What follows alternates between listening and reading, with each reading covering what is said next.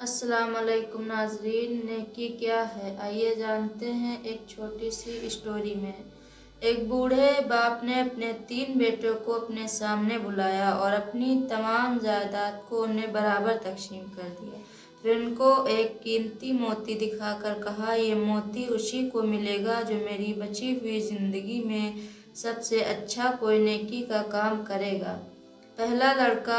एक लड़का कुछ दिन बाद आया और उसने कहा, वो मोती मुझे दे दीजिए। तो बाप ने पूछा, ऐसा कौन सा नेक काम तुमने किया जो मुझसे ये मोती मांग रहे हो? लड़के ने कहा, एक शख्स से 50,000 रुपये मेरे पास अमानत के तौर पर रखे थे, जिसको ना लिखा गया था और ना ही उसका कोई गवाह था। वो शख्स अपनी रकम लेने आया तो मैंने वापस दे दिया, हालांकि अगर मैं चाहता तो इनकार कर सकता था।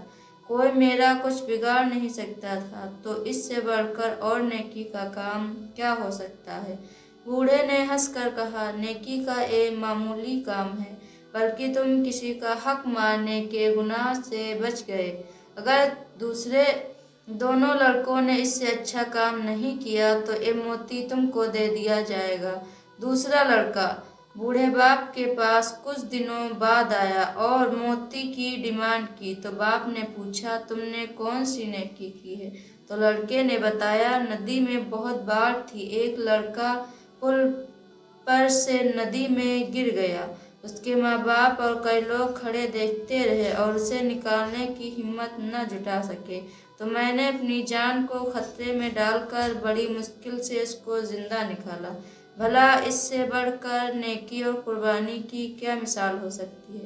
बाप ने हंसकर जवाब दिया, हमदर्दी और इंसानियत का एक छोटा सा काम है।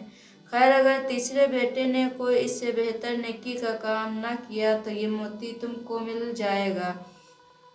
तीसरा बेटा एक दिन अपने बाप की खिदमत में हाजिर हुआ। उसने दोनों भाइयों की तरह मोती नहीं मांगा, बल्कि अपना कारनामा बताया कि मेरा एक जानी दुश्मन पहाड़ पर इस तरह बेहोश पड़ा था कि इधर उधर जरा सी हरकत करता तो वो पहाड़ की ऊंचाई से नीचे गिरकर मर जाता। मैं जानता था कि ये मेरा दुश्मन है, फिर भी मैंने उसे कपड़े से ढांप दिया ताकि अगर वो जाग जाए तो मुझे पहचान कर शर्मिंदा ना हो। फिर रात के अंधेरे में अपनी पीठ पर उठाकर मैं उसे उसके घर छोड़ आया। तो बूढ़े ने बगैर कोई देर किए वो मोती उसके हवाले किया और कहा, वाकई तेरी नेकी तारीफ के लायक है और इस मोती का तुझसे ज्यादा कोई हकदार नहीं। इस कहानी से हमने क्या सीखा?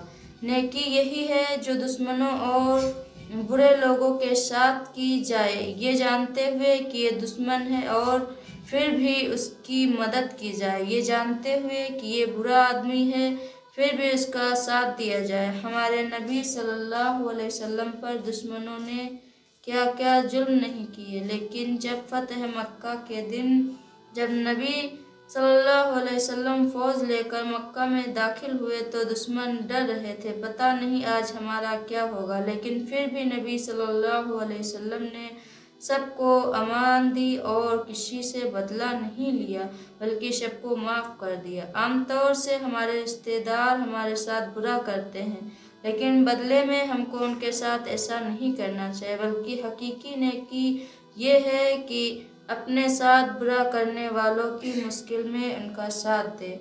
अगर ये इन्फॉर्मेशन आपको पसंद आए तो नीचे दिए गए शेयरिंग बटन से शेयर ज़रूर करें। अल्लाह आपका और हमारा हामी व मददगार हो। खुदा हाफिज़।